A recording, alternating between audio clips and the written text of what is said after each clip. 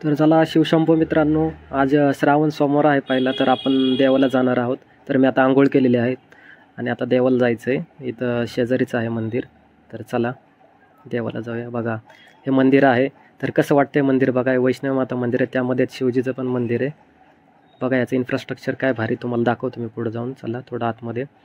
गणपती आहे, नंतर त्यामध्ये अजून दत्तगुरू पण आहे इथं, आणि नंतर शिवलिंग पण आहे. तर त्यामुळं आज श्रावण सोमवार असल्यामुळं गर्दी पहा मित्रांनो. आणि मंदिर एकदम मस्त आहे, तुम्ही पाहू शकता.